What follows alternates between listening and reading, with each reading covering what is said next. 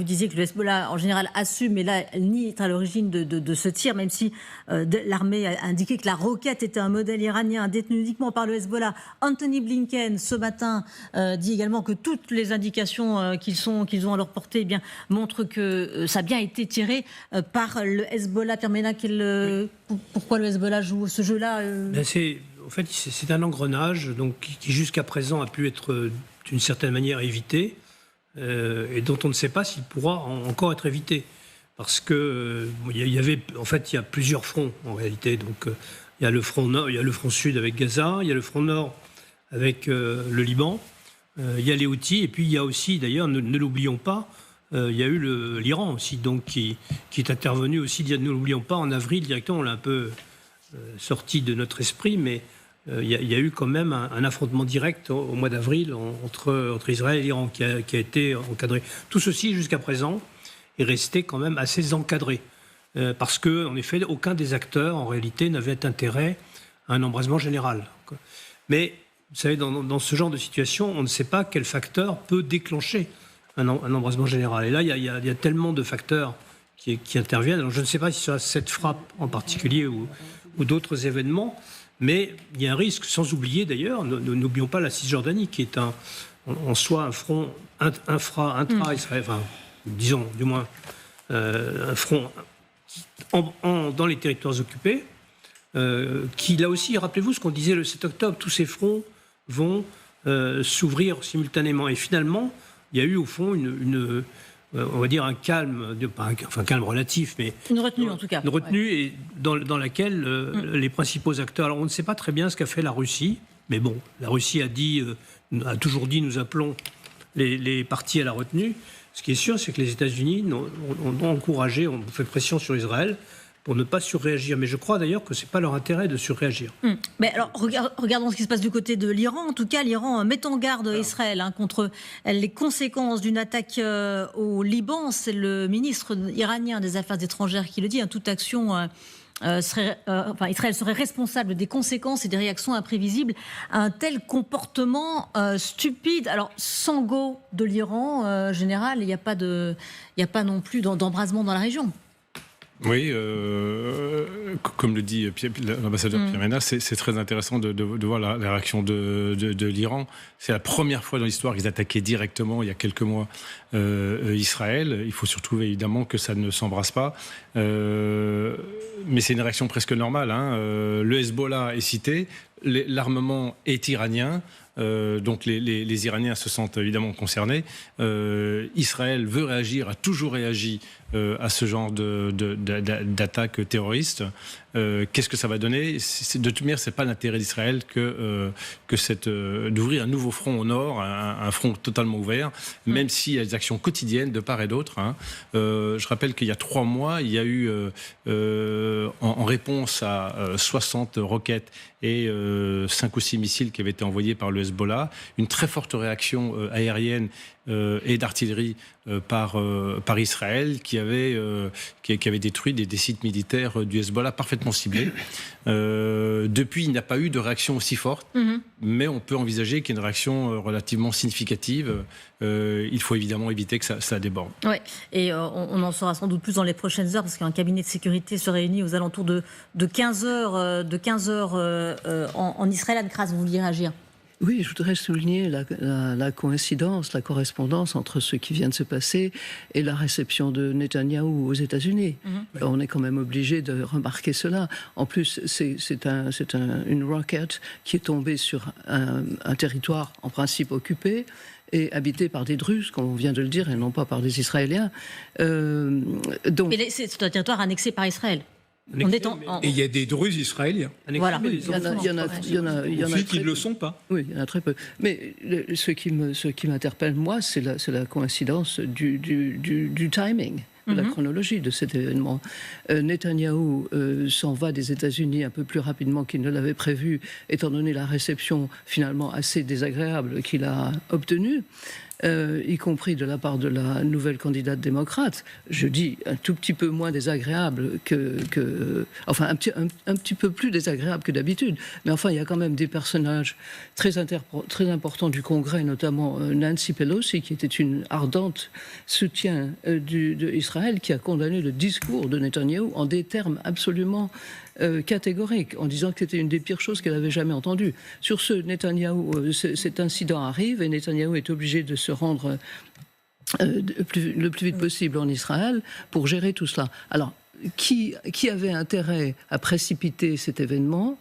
C'est sûrement pas le Hezbollah, parce que le Hezbollah, les Américains et eux-mêmes, dès le 7 octobre, le Hezbollah s'est lavé les mains de cet événement.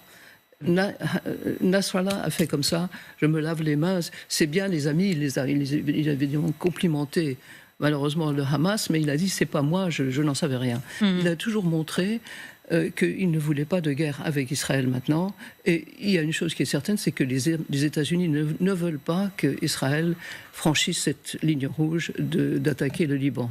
Alors, on ne sait pas ce qui va se passer. Est-ce que M. Netanyahou est capable, malgré toute l'opposition qui existe contre lui dans son propre pays, de faire de se lancer dans un aventurisme guerrier qui serait dommageable non seulement pour Israël, pour le Liban et pour le reste du Moyen-Orient, mais aussi pour nous tous. On va le savoir très prochainement. Mais on espère très fermement que les Américains, cette fois-ci, auront su lui dire absolument non, il ne faut pas y aller. Ouais. La Maison-Blanche, justement, on va regarder la réaction de la Maison-Blanche qui a réagi en réaffirmant le soutien indéfectible des États-Unis à Israël, en assurant soutenir les efforts visant à mettre fin à ces terribles attaques. Voilà pour la réaction de la Maison-Blanche. Oui, justement, évitant les théories du complot du genre sachant à qui le crime profite, etc., etc. Ce qui s'est passé, autant qu'on puisse en juger, Israël, comme Israël le fait très souvent, a fait un certain d'élimination ciblée là, de 4 cadres ou militants du Hezbollah. Oui, et ce serait comme aussi d'habitude, suite à cela. le Hezbollah répond avec des tirs. Ensuite, il peut se passer le tir, qui malheureusement, effectivement, ils n'ont pas visé le terrain de football avec les jeunes druzes délibérément pour faire un carnage. Mais il y a parfois des missiles qui ne sont pas interceptés, qui frappent là où ils ne devraient pas frapper et qui enclenchent des catastrophes. Ensuite, le jeu du Hezbollah est beaucoup plus complexe, c'est-à-dire Nasrallah. Je crois que c'était une semaine ou moins après le début de l'opération à Gaza, avait fait un grand discours qui était très attendu, que va dire Nasrallah, que va faire Nasrallah, etc.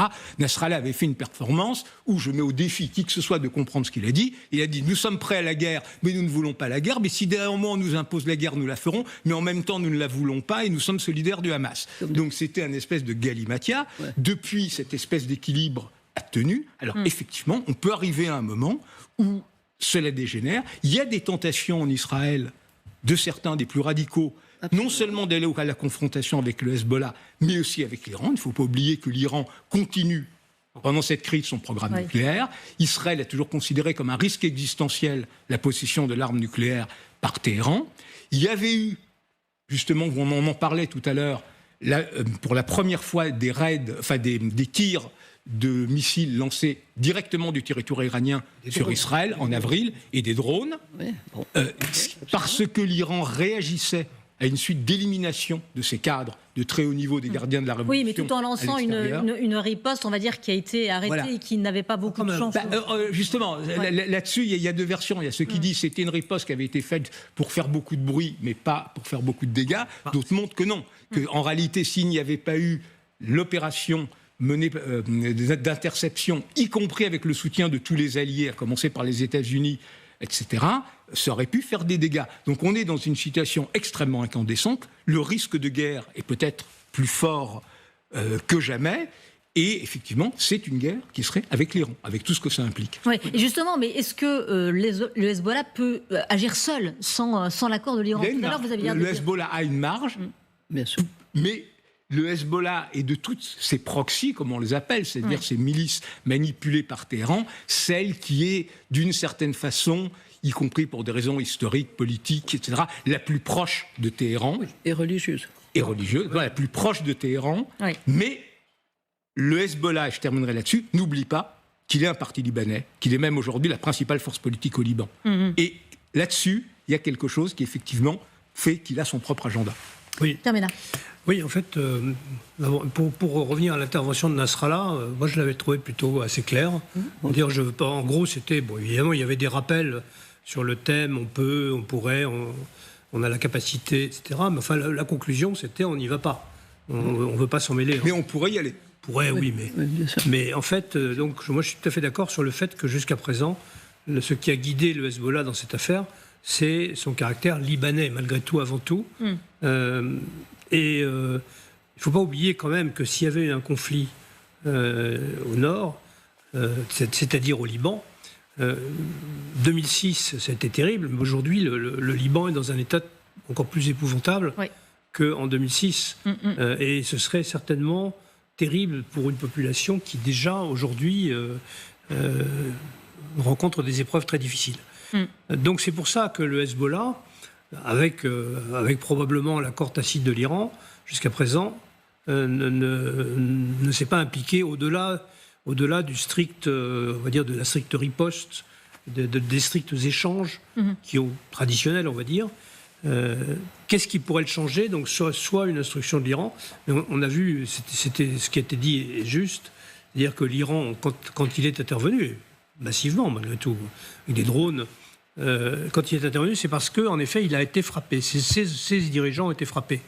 D'ailleurs, dans un consulat. En Syrie. Et parce que, en fait, d'après des sources israéliennes, c'est parce que ces dirigeants avaient été associés, contrairement à ce que l'Iran a dit, au massacre du 7 octobre. Donc aujourd'hui, si vous voulez, l'affaire a été soldée parce que Israël a riposté de façon limitée. Le débat avait été ouvert à l'époque, en avril, c'est-à-dire qu'on avait dit peut-être que l'Israël pourrait en tirer profit pour attaquer le programme nucléaire de l'Iran. Et ça avait été écarté. Alors là, pour le coup, là vraiment, les Américains avaient mis tout leur poids dans la balance. Mais tous ces problèmes, toutes ces questions peuvent se reposer si l'engrenage se poursuit. Vous savez, l'engrenage n'est pas toujours, par définition, le principe d'un engrenage, c'est qu'il n'est pas toujours contrôlé. En tout cas, quelle riposte pour Israël? Israël qui avait visé effectivement dans le sud du Liban des agents du Hezbollah. Un samedi, 4 sont morts et c'est peut-être cela qui a déclenché cette frappe. On va en tout cas écouter la réaction du colonel Rafovitch. Israël est prêt, dit-il. Écoutez-le. Il faut attendre les décisions qui vont être prises au niveau de l'État d'Israël. Il est clair que Tsahal est prêt à tout faire pour défendre la population israélienne et défendre les Israéliens qui soient au nord, au centre ou au sud. Cette situation au nord d'Israël est une situation qui ne peut pas durer, qui ne peut plus durer.